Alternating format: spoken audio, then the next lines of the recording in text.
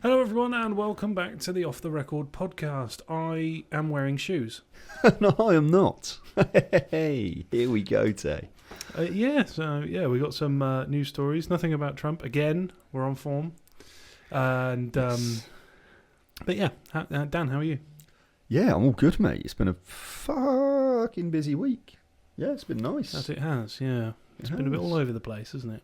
But in a good way, kind of, because I guess naturally, with the different projects we've got going on, it is going to feel a bit all over the place. Yes, especially for me, you, Ryan, and Damo, for example. Mental. Yes. Absolutely mental. But it's good. It's good. It's been a challenging week. My friend Brad finished his Land's End to John O'Groats cycle. Congratulations, Brad. Yeah. Well played. Not an avid cycler, and he still managed it. Yeah, not avid would be an understatement. Yeah.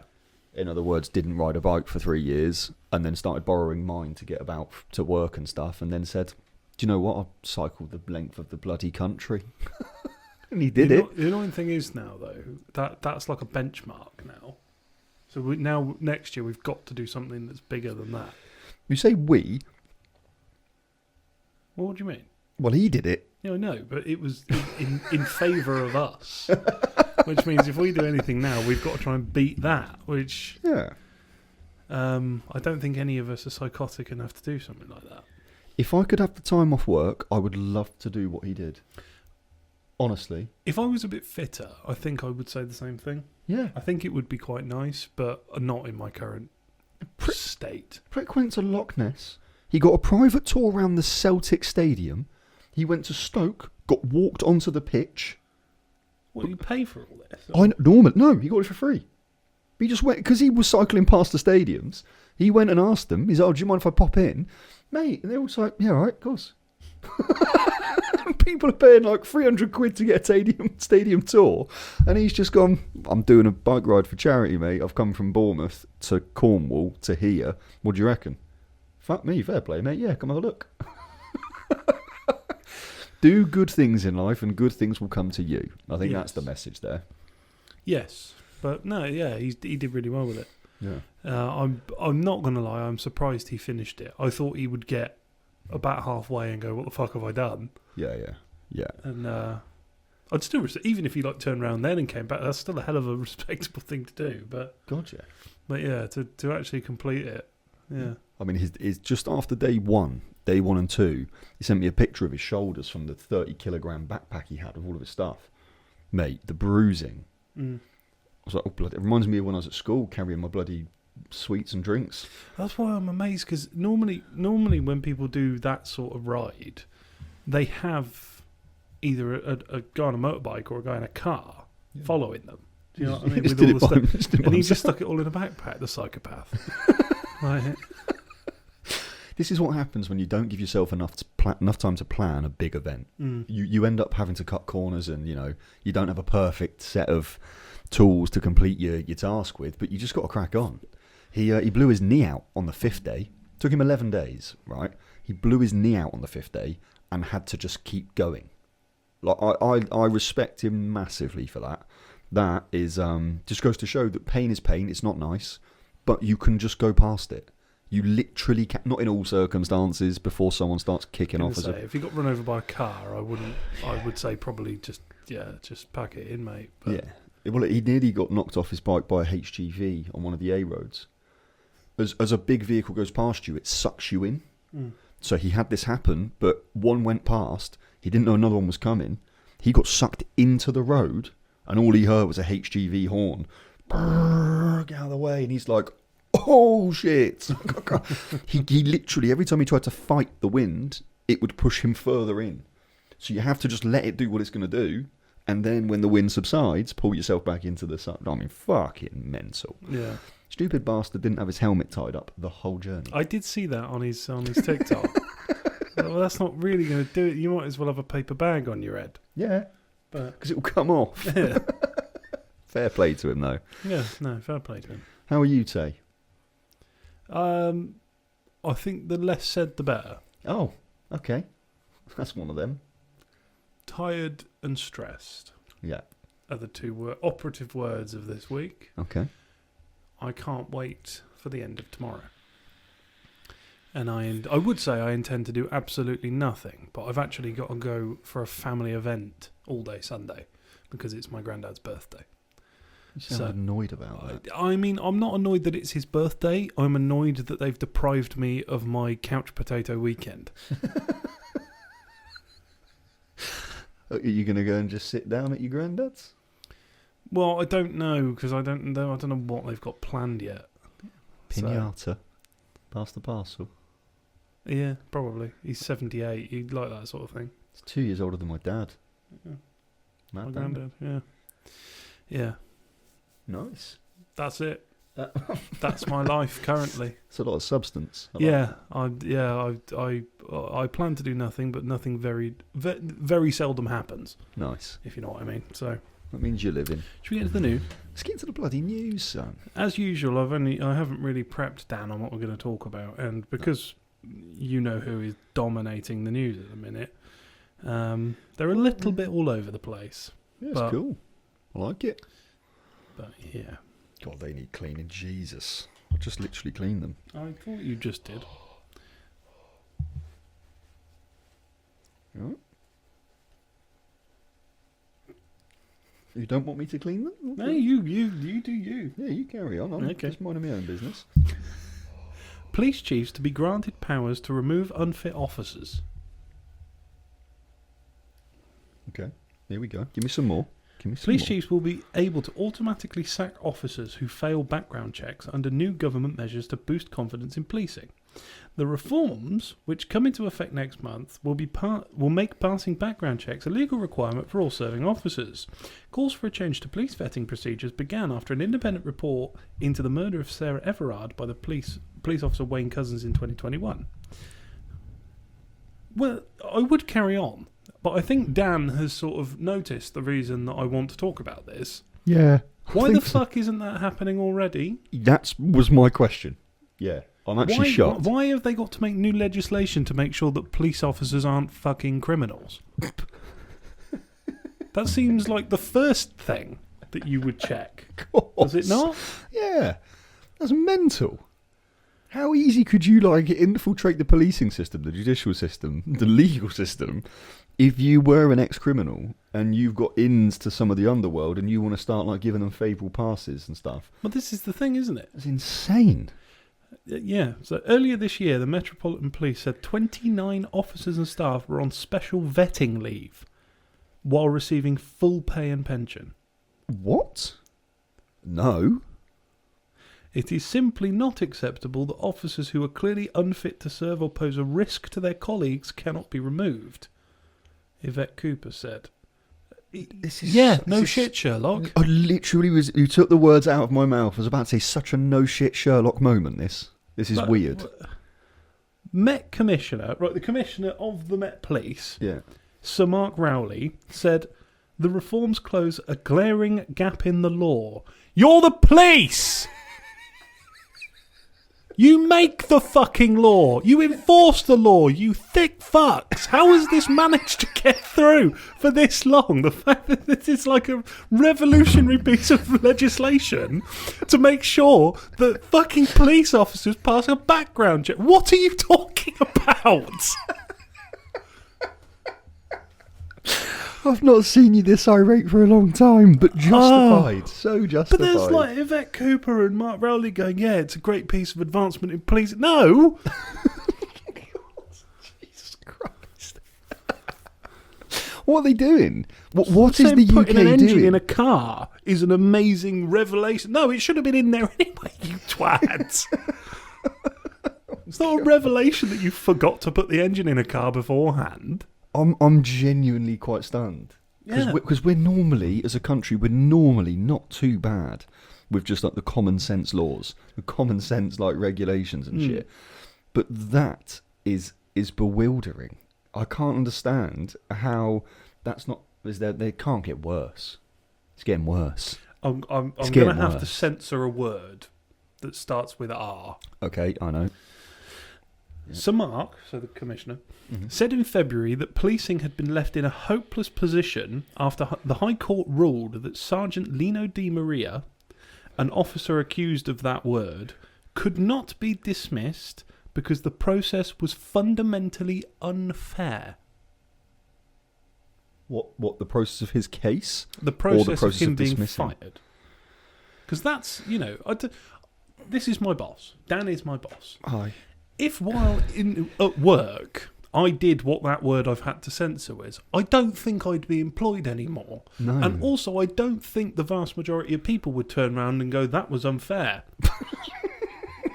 Honestly, I'd probably be in prison because you get a slap off me. Mm. No joke. I'm not having that happen in my workplace. I don't care what the law is. There's right and wrong and yes and no. And if there's no punishment on the other end for your heinous actions, I'm going to deliver what I feel is a minor piece of justice, regardless of consequences. And that's the way I play life. But honestly, this is. I can't believe that we've just opened up with this absolute bombshell. Yeah. That is madness. I didn't know I was going to get that irate, but it's true, isn't it? Like, it's so nuts. Surely it's a fundamental mantra of the police is that they are the righteous authority. And if the people who are part of the righteous authority aren't righteous... I'll tell you what this highlights, and and I don't know how many people are going to see it from this perspective, but it shows you how batshit crazy employment law is. That's what the police are facing here. It's not about logic and common sense. It's about employment law has now got so stringent to protect the employee, regardless of context. Regardless, clearly, the R word, a bloke has been convicted of the R word, and he's allowed to keep his job. It did say accused, I will say. Okay, well that's a big difference. If it wasn't proven yet, then that is a huge difference. I'm pretty sure contextually. it said accused. But I mean, Gordon Bennett. accused. Like this, another example is where they keep getting their pensions and their pay. Don't do that. If that's taxpayers' money paying that. It's annoying enough that we've got to pay $80,000 a year for a bloody prisoner. Why am I now paying a policeman's wages and pension when he can't live like a normal, law-abiding citizen? I mean, there are instances where I do agree that certain situations they should remain on pay. Not these ones. No. Not these ones. Context But based. I mean, it's easier to prove the point in if you look at America. So, anytime there's an officer involved shooting in America, irrespective of what the outcome will be, they're put on paid leave. Immediately. Even if it's fully justified, someone's actively shooting at them, because of the appeals process, and that family, 9 times out of 10, or 99 times out of 100, the family of the person you shot will sue, even if there's fucking video evidence of them shooting at them, shooting at police, or even killing police. They will still be put on administrative leave pending the investigation, which I think is mental. Yeah. I mean, fair play. There's a guy I watch online called Donut Operator. I don't know if you've ever. He's ex-SWAT, ex-Marine. He used to be a really, really high level sort of police officer, and whenever this happens, he sort of reviews the footage to show the full story, because a lot of the time the full story doesn't come out. Right. And just because the police shot a certain someone, there's a massive kick up a fuss and all that sort of stuff. And he goes, yeah, but look. Do you know what I mean? And every time that they go on administrative leave, he sort of goes to say holiday and then changes it. So the officer's been put on administrative leave.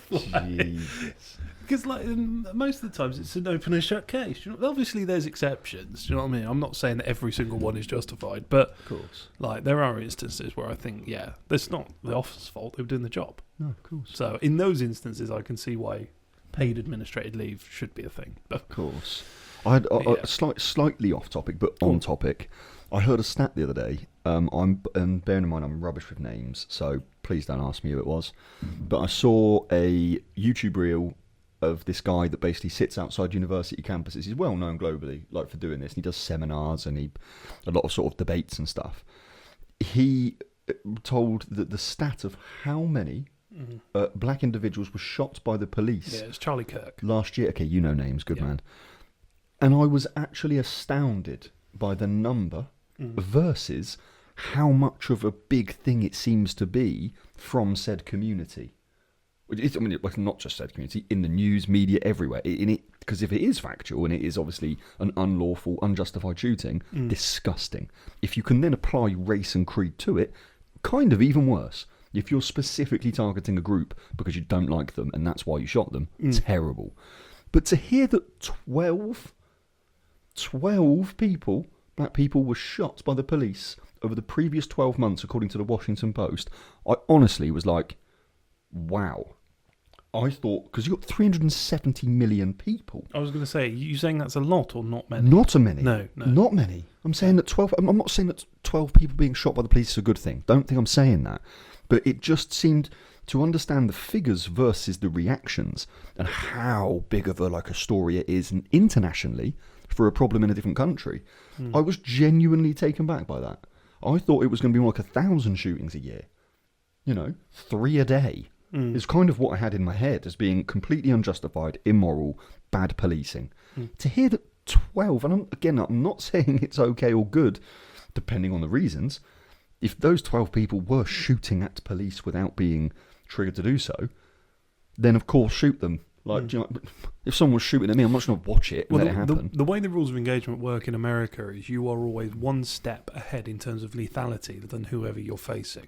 So if they're unarmed, you can use non-lethal, i.e. tasers, pellet guns, things like that. Yeah. If they then pull something that could be considered a lethal weapon, lethal, or even in some cases non-lethal but dangerous, then that's when they can pull lethal. Fight fire with fire. Because you've got to consider, it's like a lot of the problems come when officers shoot people in the back when they're running away. Yeah. But there's actually a piece of legislation called Tennessee versus Garner, which is the precedent set that if someone that is actively running away from the police poses a threat to officers or the public, they're allowed to shoot them in the back. Yeah. And it's one of those things where people perceive it as really bad, but you see the images on social media and that of them running and then getting shot, but you don't see what they were doing 5 minutes beforehand. Of course. And there's a lot of famous, very very famous cases that I won't name because we'll get in trouble. Yeah. That if you watch the full context, it does paint a slightly different picture to what the mainstream media would lead you to believe. Of course. That's a really interesting story, though, to kick us off, Tim. I'm fascinated by that we cannot legislate in this country. I mean, that is... what a great piece of legislation, whatever they said. Yeah. I'm like, I'm 30 years old and I've sold socks and vapes for the last 12 years. What do you mean? There is no point in that you should take any pride. You are way too late. Yeah. So what's story number 2? It's a follow-up on one we talked about. It was either the last one or the one before. Okay. About Apple and Meta. Oh, yeah. About the suing. Apple is fined. So they have been fined now by the EU. For? Apple and Meta have been fined millions of euros by the EU for breaking digital competition rules. Which is, funnily enough, what we spoke about, wasn't it? That they were holding a monopoly. Yeah. They are the first companies to be fined for breaching a new law designed to increase competition in the EU's digital economy. Apple was fined £428 million for stopping app makers from pointing to cheaper options outside of the App Store. And Meta was fined £171 million for forcing Instagram and Facebook users to choose between seeing ads or paying to avoid them. Yeah, that's wrong, isn't it? Loads of stuff does that. Yeah, Amazon true. that. Netflix, bloody ITV Player, all of it. Yeah. Spotify, all of them. Yeah. The fines were issued under the EU's Digital Markets Act, a series of new rules designed to give customers and businesses more choice to prevent big tech from cornering digital markets. Mad. So I think, it was I just thought I'd put that in just because obviously we spoke about it and we actually raised the points that they could be done for this, for a monopoly and stuff, for monopolising the markets and things like that. Yeah. And it was quite interesting. There's a guy I watch online, I've mentioned him before, called Pirate Software. He's used to be a programmer, worked for Blizzard and Amazon Game Studios and some big names.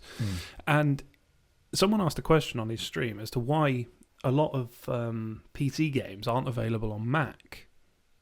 And he said he drew a... I'm not going to pretend to know exactly the technical thing behind it, but he drew a diagram of how a normal PC game for Windows, for example, gets made, and it's like 3 steps. For Mac, you have to basically change the fundamental makeup of the game in order to let it run on Apple things. Oh And my you have to God. pay Apple a licensing fee to do that. Oh, they are. So it's just like, yeah, I can see why this is the case. You know, Apple makes up, I wouldn't be surprised if it was 40% of the total sort of electronics market. Do you know what I mean? Not a million miles off. It's got to be up there. Do you know what I mean?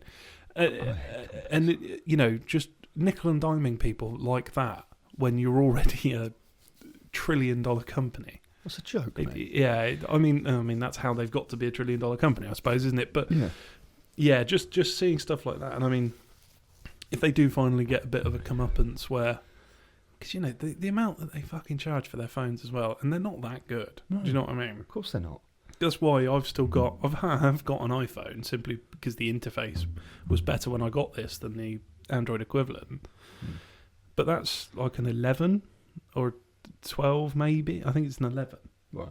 We're on 16 now Yeah. because I haven't felt the need to upgrade it because there's not been a lot of advancement. Do you know what I mean? There was a story recent in the news. Most people are now not upgrading their Apple product every single release. They're waiting 2 releases because they know what Apple are doing.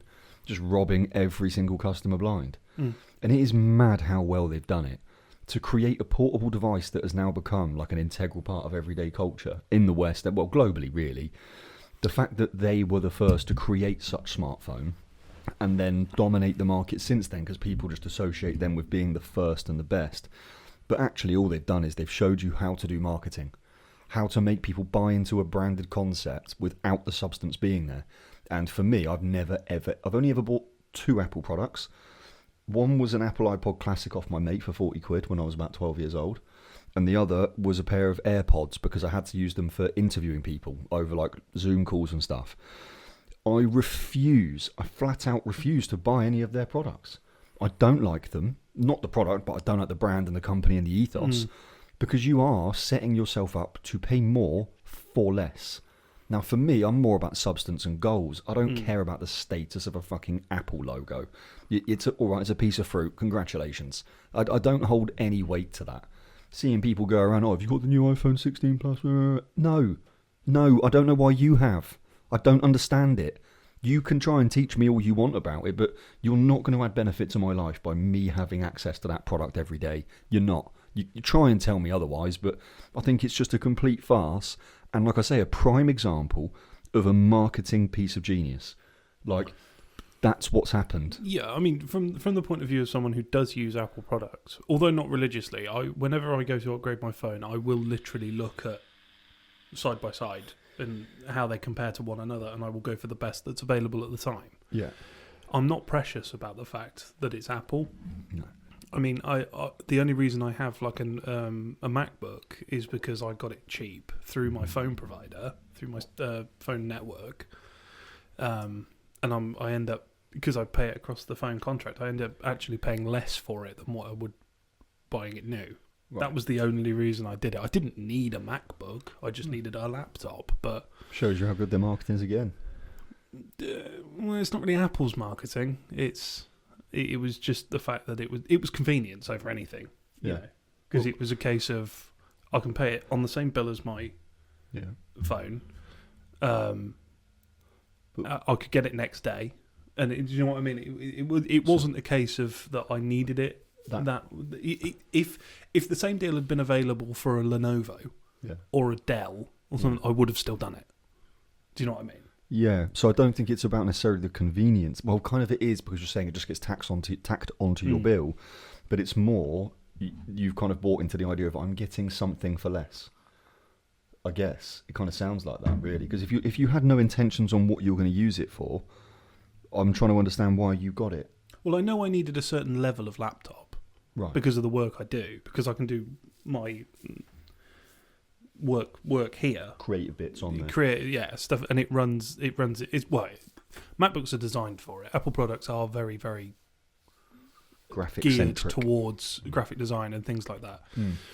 So I knew that it was going to be something like that, and the equivalent sort of for that specific usage in other brands is more expensive than a MacBook.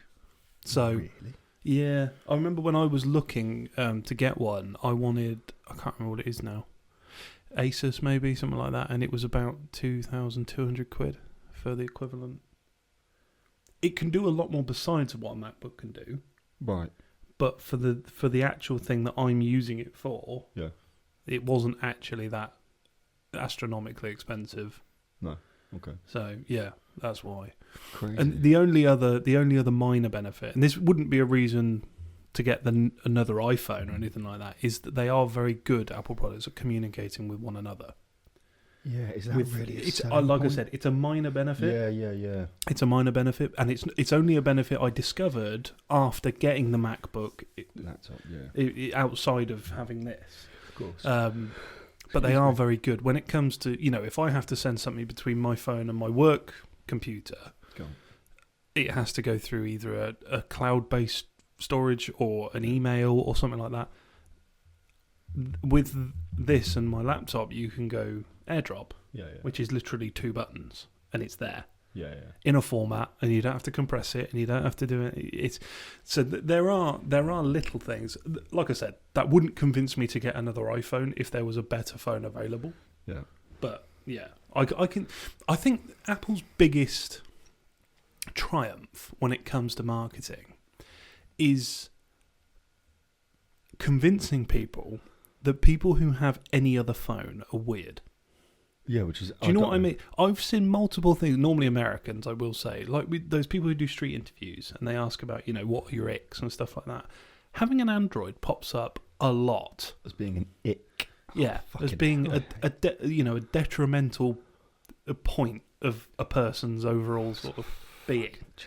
And I'm like, I don't understand. How have they done that? Well, because people they've never been brought up to have their own power of thought. You're not willing to challenge the status in a situation like that. Whereas I was always raised to challenge everything, and not having much money forces your hand to make certain purchasing decisions. I didn't have the opportunity to have an Apple product. Mm-hmm. I couldn't afford the thing. No, nor me when I was younger. But. No, and I think that's all it is they've done so well at giving this to the wealthy, or the comfortable, let's say, which is only 20% of the Western society, which means that the other 80% try and aspire to acquire what those people have. Which again, it's all just status-led, which it depends if you believe in status. If you don't, then it's just a nonsense. It's another farce in your life. Like Carling telling me it's the best tasting beer because it's brewed in England. What do you even mean, mate? Where it's brewed bears no relevance to the taste. It just doesn't. It's about the processes, the machinery, and the fucking wheat and barley that's going into the product. Look at the facts of it rather than the marketing message. But most people aren't willing to. They are just quite happy following trends. And I think again we've reached a point where me and you are the minority on this point. Do you know what I mean? But fine, I'm happy with that. I certainly don't believe in status through materialism. No, not at all. Through effort and hard work, someone puts fucking I shows think you more respect. You know, just through sheer respect should garner more status in society than materialistic bullshit. 100%, 100%. You know, that's why I dislike designer clothes and things like that. Yeah. But there we go. Here we are. But I'm glad to see that these big mega giants are losing some of their net profits, because it needs to go back into society. Although I would question where the fuck that 400 and 127 million are going to go, or 100 plus million. I don't know who's getting that. I don't know where that wealth's getting distributed, but I've got a sneaky feeling it's not going to go back into the pockets of the people. I think that's going to be kept amongst some of the top tier EU politicians. The joys. Here we go. What have we got for story number 3, Taylor? Now, I don't know if you know do you know who Jelly Roll is? Yeah, he's cool. So, country star Jelly Roll seeks a pardon from criminal past. No. Well, let me do the context first. Yeah. US country music star Jelly Roll is seeking a pardon to wipe his criminal convictions from the record after spending time behind bars as a teenager. He holds the Tennessee Board of Parole. He told the Tennessee Board of Parole that while in detention, he fell in love with songwriting, which he says changed his life in ways he never dreamed imaginable. Now aged 40, the rapper turned country singer wants to be able to travel internationally to perform, but his criminal past is currently making that difficult. Now, the reason I wanted to say this is because obviously Jelly Roll is a very, very large singer at the minute, award-winning singer. generally considered to be a very, very nice guy. Yeah. Now, when he was younger, because of his situation, I'm not saying that it was directly because he was poor that this happened, but he was a drug dealer. Yeah. But this was when he was in his teens. This is like, early life. He did his time. He came out reformed and has gone on to be not only a singer, but also an advocate against what he used to do. So I don't know if you've seen that when he was in court that time and he was talking about fentanyl. He is now like an advocate against everything that he used to do because he saw the bad side of it. Now, what I wanted to bring up is, should the reformed good guy, Jelly Roll, still be paying the price for mistakes he made very, very early on in life, which is now a detriment to his career and let's say popularity? Because I think he's a good guy. Do you know what I mean? The prison system worked. Prison isn't a punishment. It's not meant to. Well, yeah. It's not. That's not what it should be. Prison shouldn't be a punishment. It should be trying to reform. Yeah. It should. This is Anyway, but I would be personally, contextually. I'm not saying this is the case for everyone. Yeah. But I think he's shown enough of moving. He's 40 now. Yeah. Do you know what I mean? This is a case. This is 25 years ago we're talking about. Yeah. And it was a one-time thing. He got caught. He did his time. He's come out and done nothing since. Yeah. I would be in favour of letting him get a pardon from that. Not to relieve him of what he did, because he's fully aware of what he did. He's in the public eye talking about the fact that he did it. That was me. I'm not that guy anymore. Yeah. This is why. This is what I did, and he's actively helping to try and bring down the fentanyl epidemic in the ways that he can with the platform he has. Mm-hmm. So he's not trying to deny or wipe the slate clean. Yeah. Do you know what I mean? I think he's just trying to move on from that because it's now impacting a career that is on the right track. Yeah. I wonder what your thoughts were of that. I've got quite a few thoughts on this. Oh. I think the predicament you're going to have here is human emotion. That's going to cloud the practical and literal judgment of why we have laws. Yes, I like the human being Jelly Roll. From what I've seen of him, regardless of his past actions, I like him. However, there's a reason why we have rules and laws. The rules in his country and the laws in his country prevent him from now having a very elaborate life, right? His career, which is how he has either a poor or great quality of living, is now in music, right? Mm-hmm. Why should he be rewarded for coming out and now being the right type of person? Yes, you did your crime. Yes, you did your time. Now do I give you benefits? And one of those benefits would be international travel. If the law in that country pre him committing the crime states that this is the case post that crime, regardless, you knew the rules of play. Mm. Why do you get to come out and say, well, actually now I want to perform in front of different countries and different, stadiums of people in Sweden, Japan, whatever. The only thing that wins there is him. I don't think he should be lauded and over-rewarded for his crime or for coming out the other side and being reformed. And I have a funny example of this where I genuinely have said this. I had this conversation with a friend. He thought that I was basically not emotionally attached enough to him, this mate of mine, as a friend.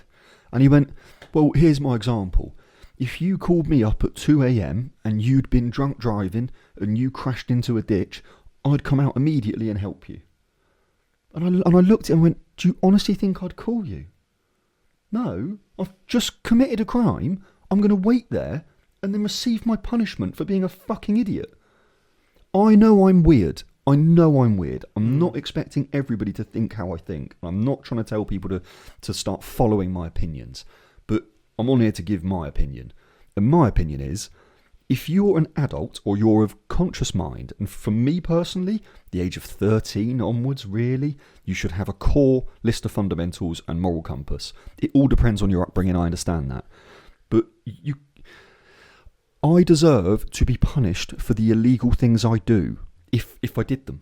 It's that simple for me. I don't know why anybody's confusing that. Oh yeah, but he had a tough start and then this happened and then... I can understand how those impact your decisions and why you could then be more kind of inclined to make negative choices. I completely appreciate that. And I understand that some people just aren't given the right education when they're very young. But as soon as you're an adult, you've got to know. You've got to know that there is a repercussion for your crime. And I think that the guy's now got an incredible life. He's a multi-millionaire. He does his passion for a living, this jelly roll. Why does he need more? I know it'd be lovely for him to get to travel the world and stuff, but the answer there is you shouldn't have done what you did. You're out of prison. You've got freedom. You just don't have international freedom. Well, that's the sticking point for me, is that if you want to look at prison as a punishment, that was the punishment. That was deemed a fair punishment for the crime he committed. But there were more rules alongside that, which is, post this, you can't internationally travel. That's part of his punishment. But now we're asking to change it. I'm not saying that he should get special treatment. What I'm trying to say is that if someone shows long and consistent reform, anyone shows long and they should be forgiven. Because you can't pay the rest of your life for a mistake you made as a teenager. I don't agree with that. Bolger. What do you mean? Jamie Bolger. Well, yeah, all right. If you want to pull out extremes, yes, that is different. But it's contextual, isn't it? Like you said, it's. I don't think it wasn't what he did in the grand scheme of things. Isn't that bad? Do you know what I mean? Yes, drug dealing. Yeah, it's a bad thing, but it's a supply and demand thing as well. Do you know what I mean? It's not fully on him. Yes, he was the one providing it. Whatever, however you want to look at drug dealing. Yeah. But even if it was a case of, I don't know what you want to pull out, but like those sorts of people, you see them a lot where they'll go to prison, they'll come out, and then they'll set up a business with the sole intention of trying to help convicts. Yes. And things like that. The fact that needs to exist, that there are specific businesses that will help ex-convicts get jobs, is sort of informing my point. Yeah. In that you've done the punishment, you've done what society deems to be the punishment, which is prison. Okay. Yeah. That's the highest punishment that realistically you can be garnered. Yeah, is prison. I've got a really good contextual question for you here, Tay. Put yourself in my shoes. Mm-hmm. Let's say you own a business. Yes.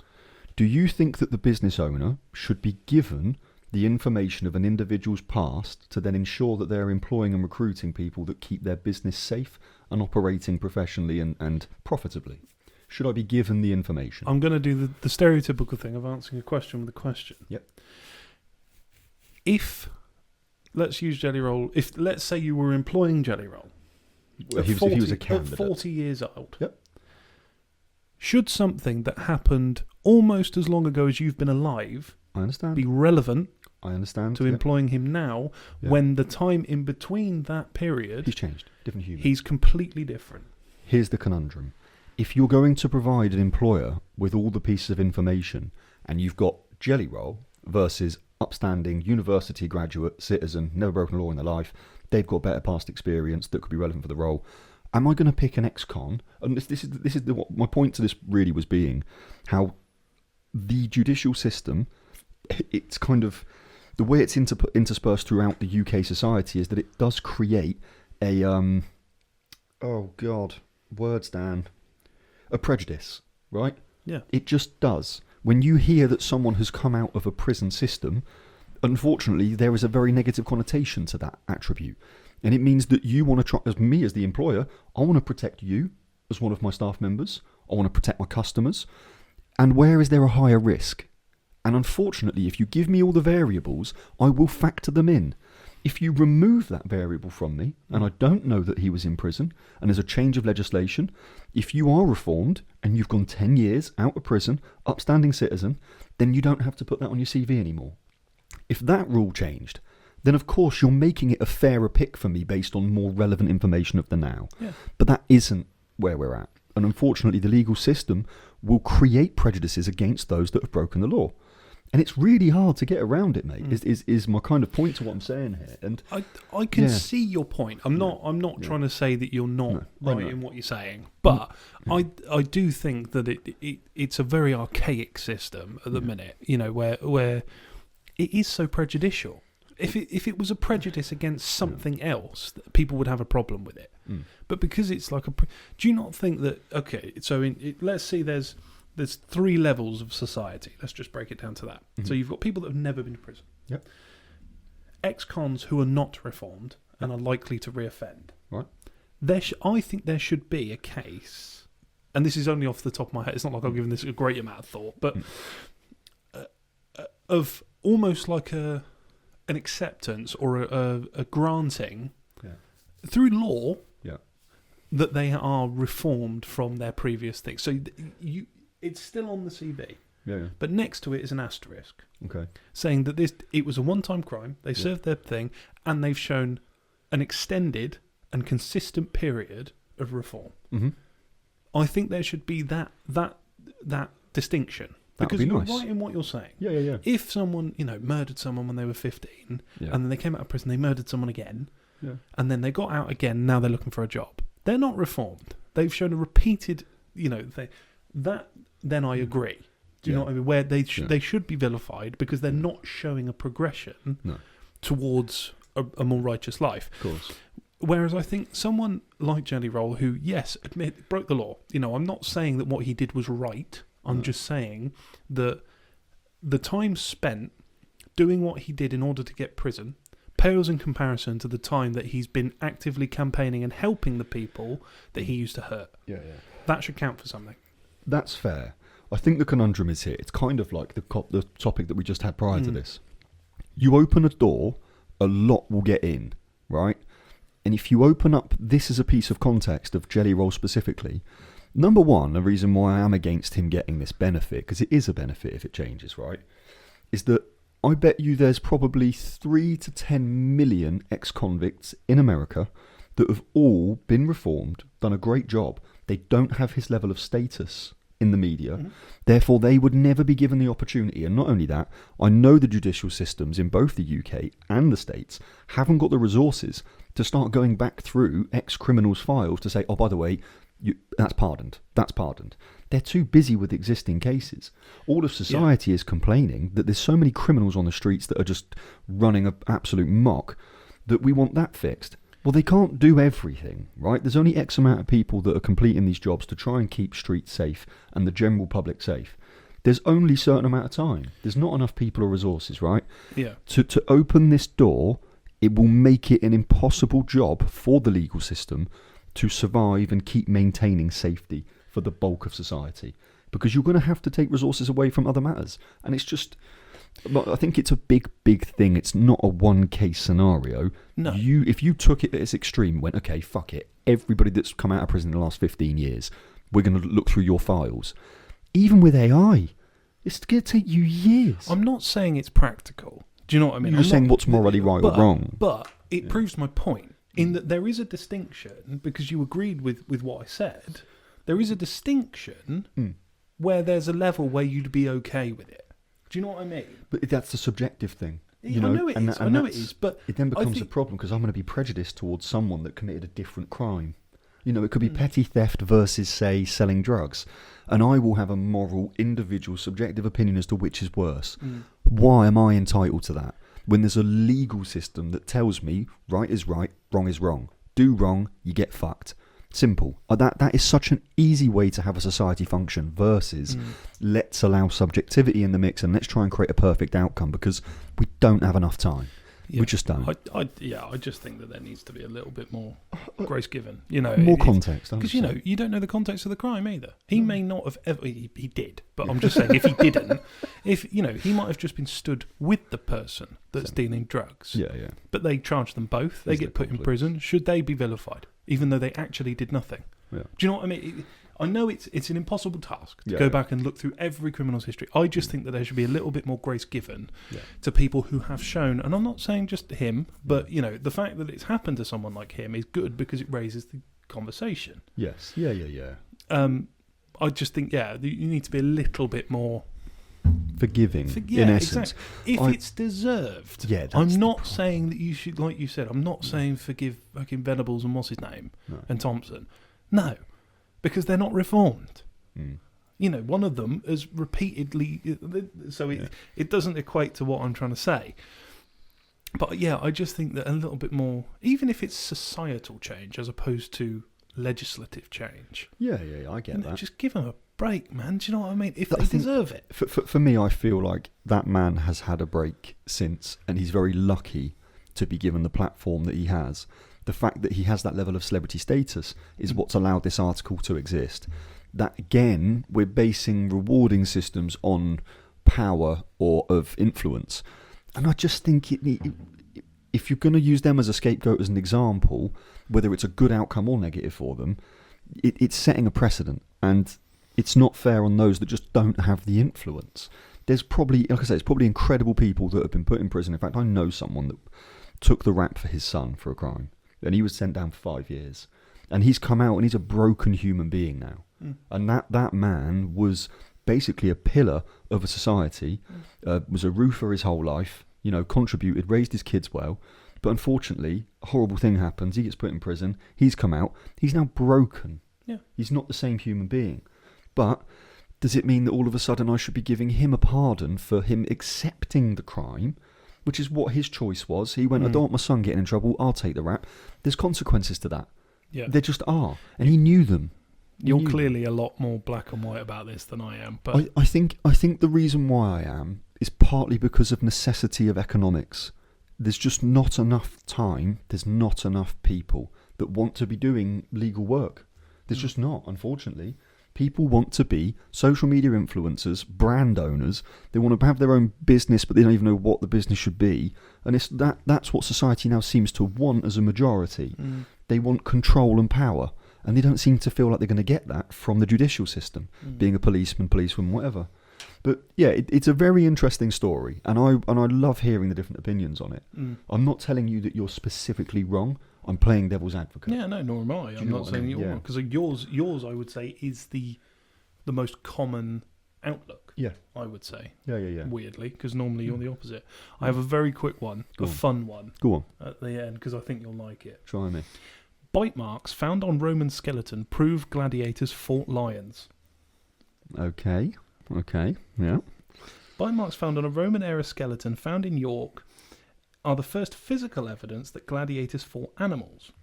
Teeth imprints from a large cat were found on the pelvis of a man buried in a cemetery believed to contain the remains of gladiators. Cool, damn.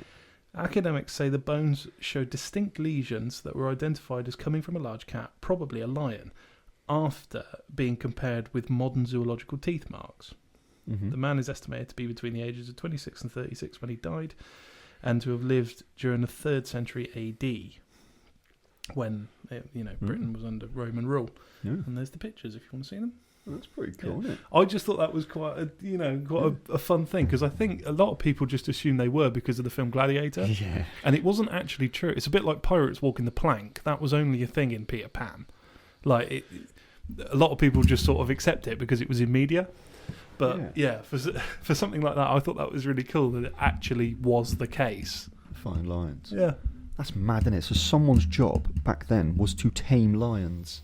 Tame them, feed them, and then make them go and fight gladiators. Yeah. That is mad. Yeah. Yeah, I don't want to see that popping up in zoos all around the world. Thank you very much. But I bet it was cool back then. Yeah. That was all. Lovely. There you go. Not much business news, but news. Yeah. Yeah. It was the meta thing. You got your little sprinkling of business. Of course you did, you lucky sods. Let's go. Give us your opinions. Yeah. Bye. Bye.